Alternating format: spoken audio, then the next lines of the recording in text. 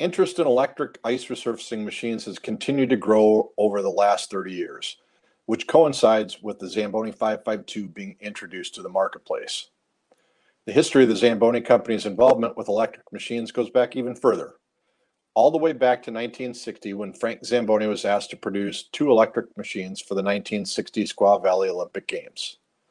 The hockey rink had such tight corners that a special machine was needed to be produced to get into those corners. Some forwards might have had difficulty navigating their way through the corners, but not the machines that Frank designed. Frank kept at it, and in the 1970s, he introduced an electric production model, which was the 550. The 550 was designed primarily for rinks in malls, although it was used in a couple full-size applications. Fairfax, Virginia was a very big success story for us with the 550, using that for many years until they replaced it with a 552. The 550 was also used at the West Edmonton Mall. Don, I'm wondering if you could jump in and give us your take on the basics and how it operated. Sure. The 550 was very much a converted 500. So basically, the engine was replaced with one single electric motor. And from today's standards, our modern machines have motor controllers. This machine was simpler than that. It didn't have a motor controller. It had a series of 2 contactors to soft start the motor when you turn the key on. But once the key is on and the machine was running, there was a direct connection between the battery and the motor. So the motor was running at full speed all the time. Not the best for economy and efficiency electrically, but the machine did the job and laid the landwork for the 552. The next chapter in the electric story with Zamboni is the 555. That was introduced in 1982 by our European partner Rolba, and about 40 of those units were made. Some of them are still in the field today. Don, if you could chat a little bit about the design of that machine and the motors that were used in it. Yeah, that was one of the first machines built with 7 separate motors. There was 4 traction motors, 2 auger motors, and then additional motor to pump all the hydraulics. In the late 80s, we realized that there was going to be a marketplace for electric machines in the standard community rink, and that the 550 was not going to be able to handle the load that a typical community rink would put on it. So the design of the 552 was developed, and that came to marketplace in 1990. We're happy to be celebrating 30 years of the 552, and we've got more than 1,000 of these in the field. Some of the more high-profile places that are using it, the Montreal Canadiens, T-Alf with their speed skating oval. The 552 was also used at the 1994 Olympic Games in Lillehammer, as well as the 1998 Olympic Games in Nagano, Japan. The 552 continued its evolution, and when it first came out, we used a GE EV100 and EV200 control system along with their controls. Don, could you jump in and talk a little bit about how that functioned in the early 552s? Sure. Yeah, the 552 is different from the 550, where the traction motor was separated. So 552 has 2 motors. We got a traction motor and a pump motor that required 2 separate motor controllers. So the EV100 was for the pump motor, and the EV200 was for the traction motor. And these are basically general electric controls for the forklift industry. So we were kind of just mirroring what the forklift industry was doing at that time. And the controls, as you can see from the pictures, are quite complicated compared to the controllers of today. But this was the technology that was available at that time. Great. Thanks, Don. Later on in the 552's life, we switched over to Sevcon controls. And Don, maybe you could elaborate a little bit more about that, as that took out a lot of the components and made it much easier for service and operation for the users. Yeah, the Sevcon power pack controllers. The control box is a simpler looking and very much complicated. You can see the controllers themselves don't have individual components per se. There's a controller and logic card, so it's been simplified for the user. We still have contactors in the bottom of the page that you can see that are not a part of a AC machine anymore. So you can progressively see our control boxes become simpler looking because the controllers are taking the function internally. In 2017, we introduced AC motors and controls to the 552, continuing its evolution. And the primary reason to go to AC motors was that it eliminated brushes, which was a problem from a standpoint of something that the users had to change out on a somewhat regular basis, and due to the design of the machine on the traction drive brush, one of those brushes was a bit challenging to try to access. So going along to the AC controls was something that really was an advancement for the operators, again, mirroring what the forklift industry has done. We also gained efficiencies with the AC motors so that the machine wouldn't consume as much energy as it would with the DC. And one of the big advancements. Don, maybe you could tap into that topic and let us know what your feedback's been from customers. Well, the brushes in the motor was a maintenance issue with the DC motors. Brush problems, if they were neglected and the brushes became too short, the machine could malfunction because of that. So the AC controllers and motors have simplified the maintenance of the machine because the motors are basically maintenance free. They're sealed. Water can't get inside these motors. So it's a simpler design from the motor standpoint. Great. Thank you very much, Don. The lead acid battery was something that's been used in our electric machines all the way back into the 550 era, and it continues to be used today.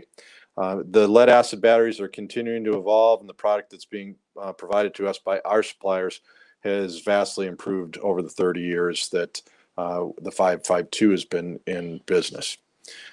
We also have got advanced watering systems now for the batteries, in that the watering systems that first came out with the 552 weren't as efficient and without fault as they are today.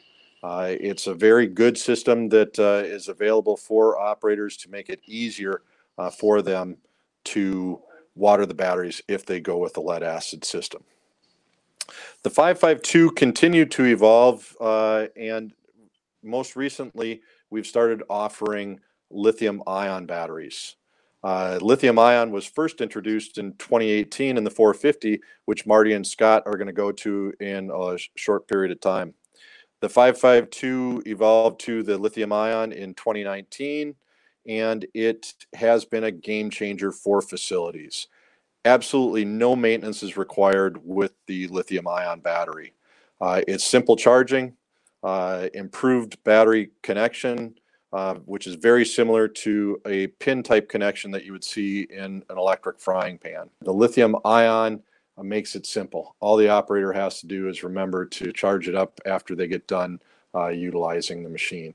And the number one thing that we've found in the industry with the 552 is that people typically don't take care of the batteries the way that they should. It's not the case in every facility, but it is something that is quite common. With lithium ion, they don't have to worry about doing that.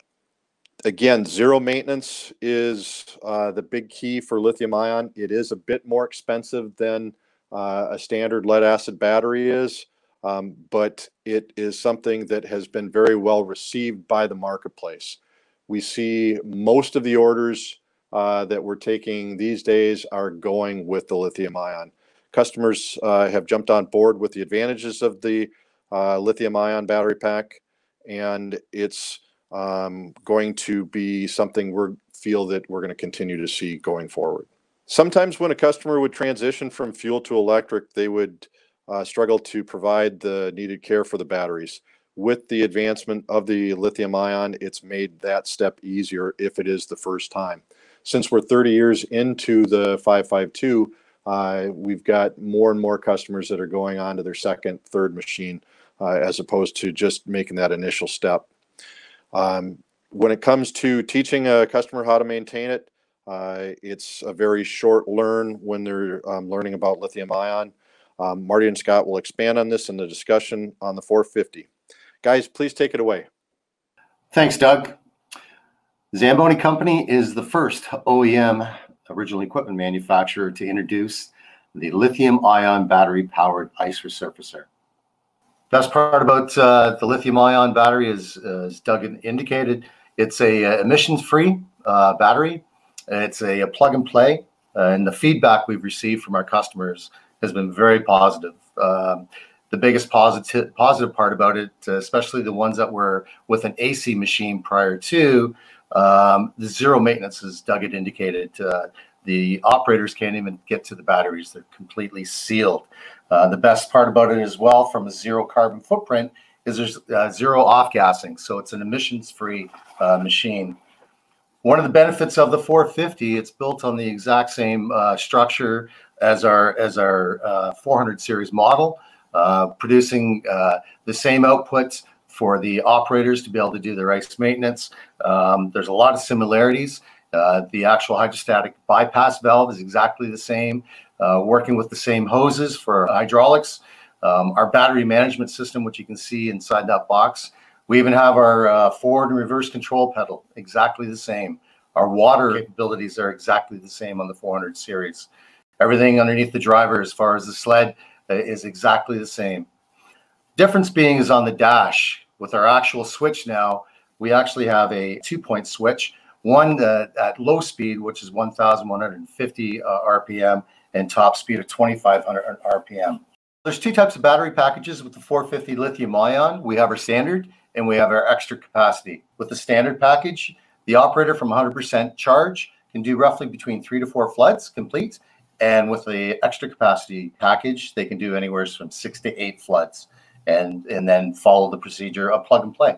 Moving over to the multifunction display for the operators, they're able to see exactly at any time while operating the machine how much charge is available on the machine while they're flooding the ice.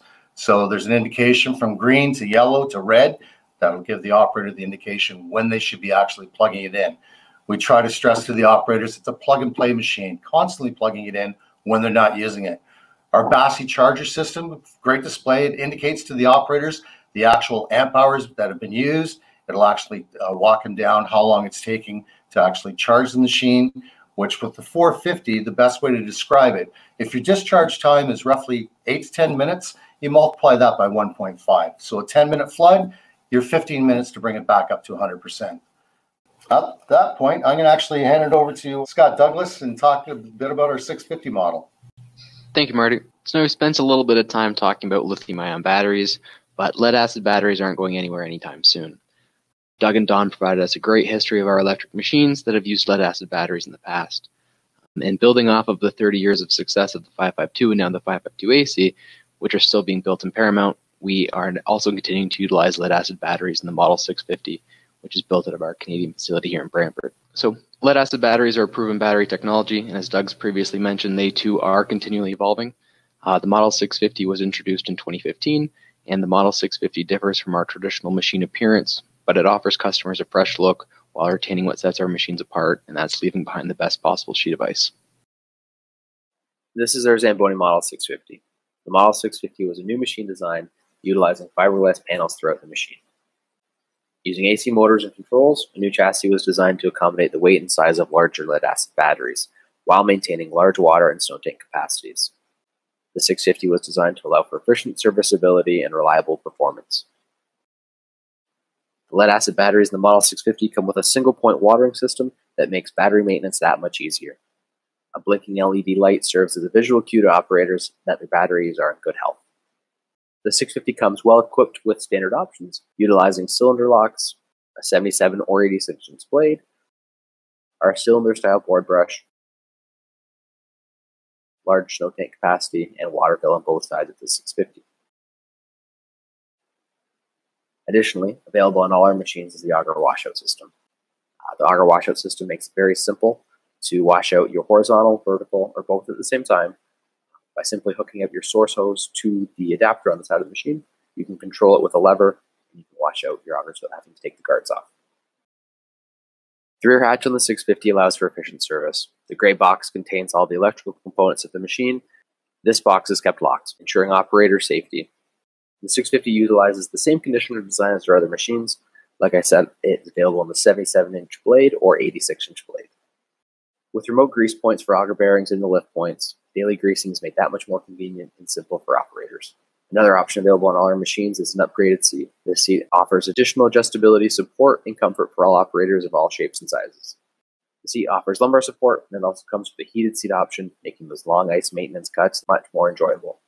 In addition to the battery display indicator, the 650 has a new placement for the machine's controls. Controls are now found on the operator's right side. It's an automatic snow breaker, advanced watering system, wash water, tire wash, and board brush. An LED snow tank light takes the guesswork of how much you're cutting, while LED headlights light the way. Our machines have changed over the years, and they now have some impressive technology on board, but our commitment to the machine's quality and our customers' expectations remains the same. Now that we've covered our lineup of lithium-ion and lead-acid battery machines, I'm going to send it back to Doug to discuss how we go about charging these particular units. Thanks a lot, Scott. Appreciate that. Over the years, we've used a variety of chargers for the 552. We started out with a Life Plus charger, which was a high-frequency charger. At the onset, some cases it didn't provide us with the durability that we wanted it to, so we switched to a ferroresonant charger, which was much more indestructible, but unfortunately with it came size. It was a great big charger that was approximately a 36-inch cube that weighed about 350 pounds. New technology in chargers has developed over the last few years, and it includes the charger that we're currently using with the 552, which is about the size of a CPU. It's amazing what they're able to pack into these small chargers these days. It's also got built-in redundancy, so that if a component goes down that makes the charger function, there's additional components in it that will allow the charger to still charge on a partial basis so that operators can get through the day. With the lithium-ion battery, the charger has a battery management system on it that is the brains behind the battery pack. Marty, could you fill us in a little bit more about how that functions on the 450? Sure, Doug. It's the CAN communication. So it's between the battery management system, as you indicated, Doug, the BMS, and the actual charging unit itself, speaking back and forth. So the two benefits for the machine and the operators and the owners of the machine is maximizing the battery life. Without what we call smart charging, there's never any harm done to the batteries, maximizing the battery life. So that's the biggest benefit identified with the lithium-ion battery charging system, Doug. Thanks, Marty. Scott, I'd like to have you talk a little bit maybe about the balancing of the batteries and how that goes on with the battery management system. Yep, of course. With the BMS, the battery just makes sure that no cell gets too much of a charge. If one goes low, the charger will know to top that one up, and then it'll evenly disperse as the machine goes down.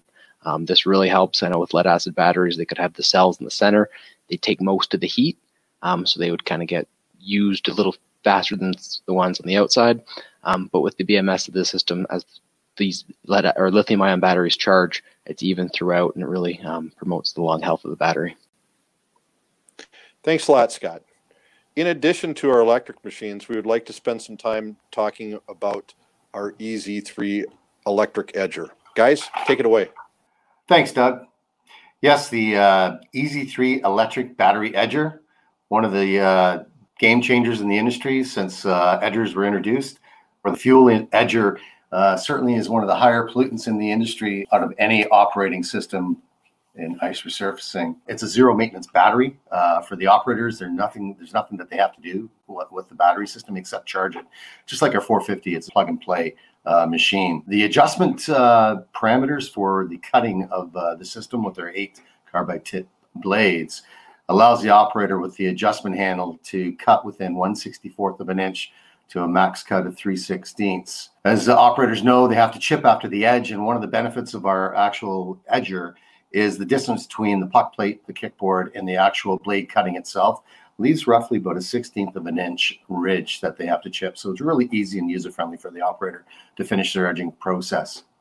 They're, again, just like the lithium-ion 450, it's a plug-and-play product for the operators, very user-friendly for them. And the best part about this as well is with our EZ3 edger, we have 8 carbide tip blades. It's very easy to change, maximizing speed of 2100 RPMs. Cut it creates is a very clean cut for the operators. It's delivering what they're expecting. It's not an ice maintenance edger, it's an ice maintaining edger, and that's the expectation in the industry as far as best practices and SOP, which is the operator should be edging on a daily basis. Anything else you want to add to that, Scotty? I was just going to say that with the conversion to electric from fuel, coming in on a Monday morning and edging out half an inch of ice from the corners is no longer a possibility with these electric edgers. You're going to find yourself running out of battery very quickly. Instead, with the ease of use with this edger, it's very simple at the end of the shift. Just do a quick pass along each night of the week.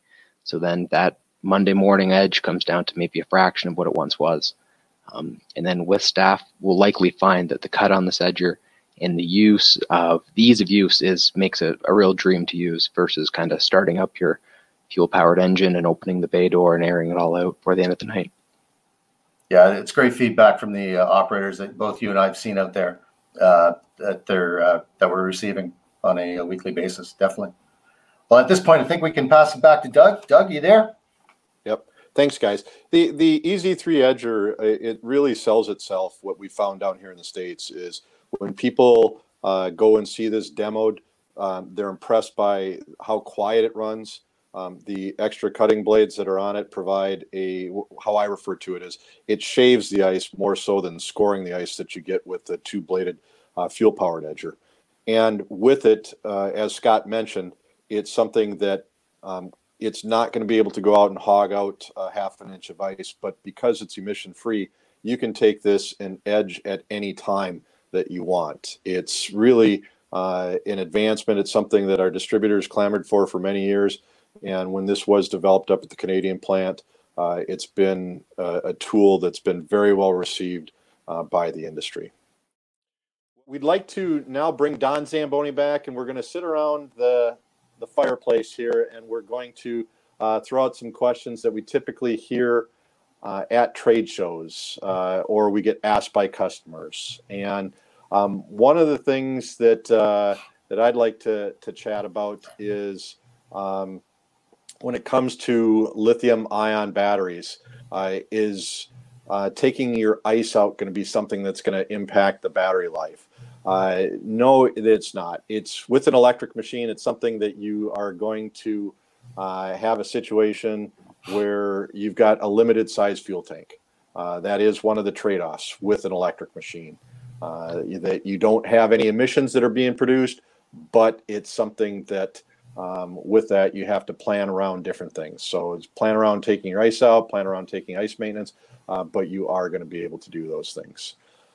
Marty, I'd like to have you answer a question, is how much time to charge a lithium-ion battery when it's low?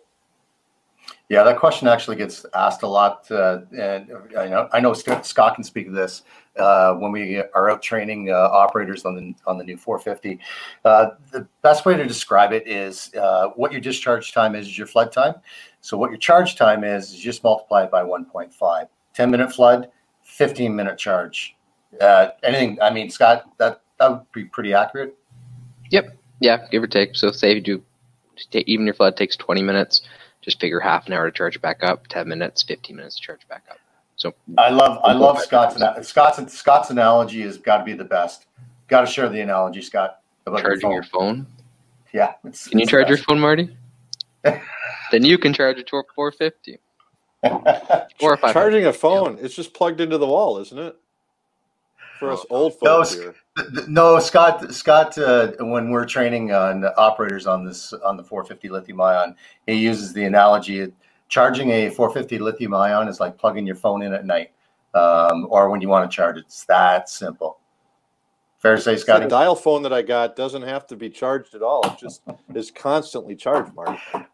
Yeah, you're exposing your age again, Doug. Gotta stop. I am. 450 You know, as charger is dinosaurs. better than a phone charger because your phone charger will just put power into your phone battery all night, whereas the machine battery machine charger will actually turn off when the battery's topped up, so you don't have any excess wear on the battery as the machine ages. So, it's easier to charge the machine than it is to actually charge your phone.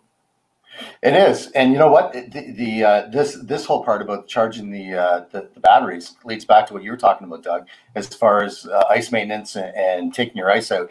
That's how simple the charging process is. I mean, they're not having to wait around changing propane tanks or waiting until they're up to about 2,800 psi on their CNG tank. They're just driving off. They're plugging it in. Maybe take a lunch break or a morning break, whatever. Let it charge, and away they go. They can get back out there and do what they have to do. Yeah. Great.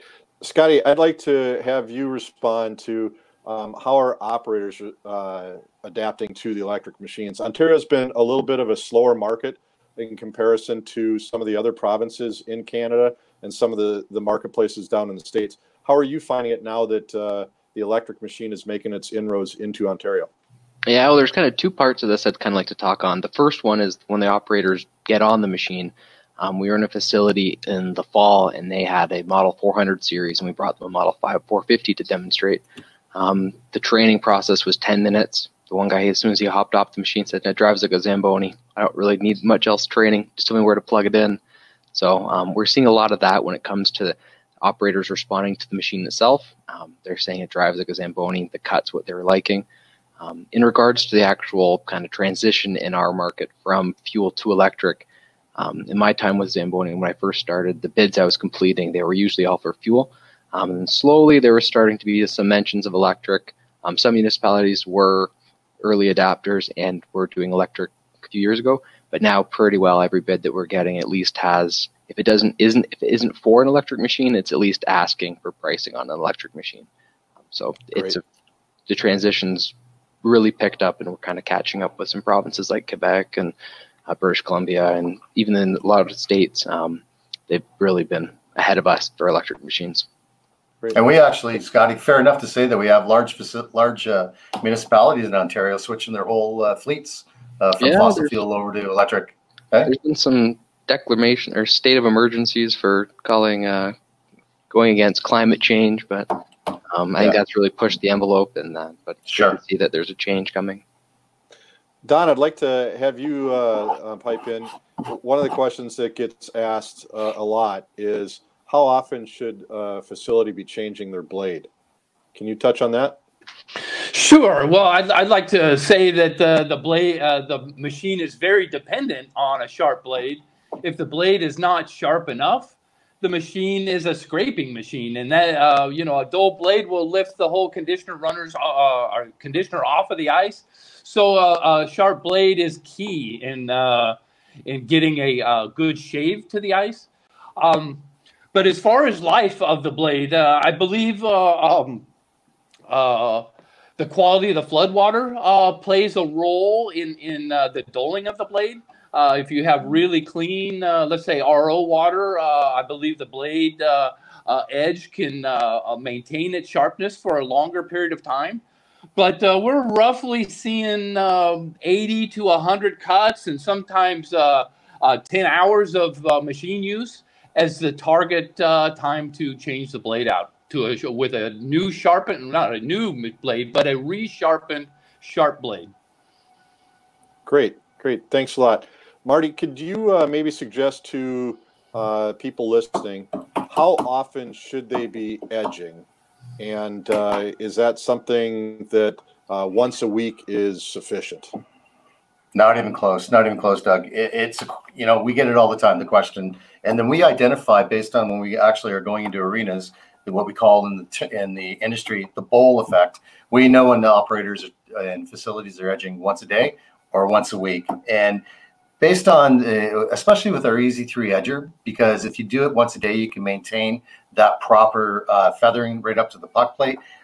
They should be doing it once a day, and we're talking no more than 15 minutes, maybe max 20 minutes, depending on the level of cut they're doing, to get around one pad. So I mean, I know operators are busy; they have a lot of things, a lot of responsibilities in the arena. So it's a choice whether they do it at night at the end of the shift or do it first thing in the morning before they have programming starting. But they definitely should be doing it once a day, no questions. One other question that's come up is, and either Scotty or Marty, maybe you could answer, how are the new options impacting the performance of an electric machine, such as level ice or fast ice, if you run into that on any of the LI machines? I'll jump on that one, Marty. Yeah, go ahead. Yeah. I was just going to say, just kind of building off of what we were talking about with edging, options like level ice can really help reduce the amount of edging you're doing on a Monday morning as well. Say if you have your part-time staff on the weekends, they might not have the best water control, or maybe they're new.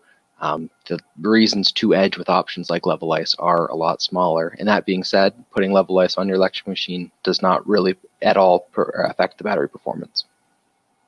Yeah, with the battery management system, it disperses the power needed for wherever it's going to. And with the BMS, it gives proper lifetime, or the proper life of the battery that should be due to the technology that's being used in the BMS. Yeah. Well, I want to thank everybody for joining us today. You can stay connected with us on social media. We'd like you to share your questions and suggested topics for events like this or for our podcasts. Thank you for joining us, and we look forward to doing this again for you in the near future.